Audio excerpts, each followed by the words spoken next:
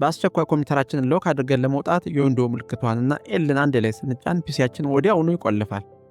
ሁለተኛ ደግሞ ከዴስክቶፓችን ላይ እንፈልገውን ነገር ስክሪንሾት ለማንሳት እንፈልግ የዊንዶው ምልክቷን እና ኤስን አንድ ላይ በመጫን የምንፈልገውን ፎቶ ማንሳት እንችላለን ወይም ስክሪንሾት ማድረግ እንችላለን ማለት ነው።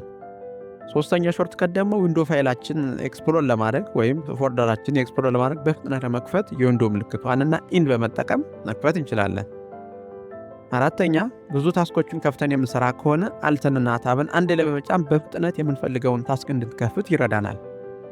አምስተኛ ዴስክቶፓችንን በፍጥነት ለማሳየት ሁሉንም የከፈትናቸውን አንድ በአንድ ሚኒማይዝ ከማድረግ የዊንዶው ምልክቷንና ዲን በመጠቀም ሁሉንም በአንዴ መቀነስ እንችላለን። እንደገናም ወደ ነበረበት ለመመለስ ይረዳናል።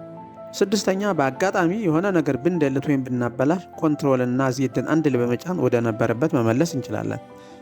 ሰባተኛ ኮንትሮል እና ሲን በመጠቀም የምንፈልገውን ፋይል ኮፒ ለማድረግ ሲሆን የያዝነውን ፋይል ወደምንፈልገው ቦታ ለማስቀመጥ ደግሞ ኮንትሮል ቪን መጠቀም እንችላለን ማለት ነው።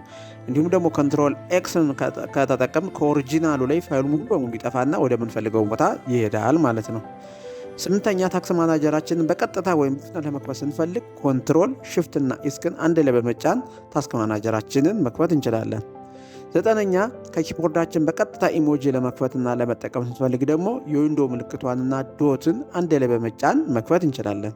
አስረኛ የኮምፒውተር ሴቲንጋችንን በአንድ ላይ ለመክፈት ስንፈልግ ደግሞ የዊንዶው ምልክቷንና አይን በመጠቀም ሴቲንጋችንን መክፈት መጠቀም እንችላለን ማለት ነው። ከወደዳችሁት ላይክ፣ ሼር፣ ሰብስክራይብ ያድርጉ።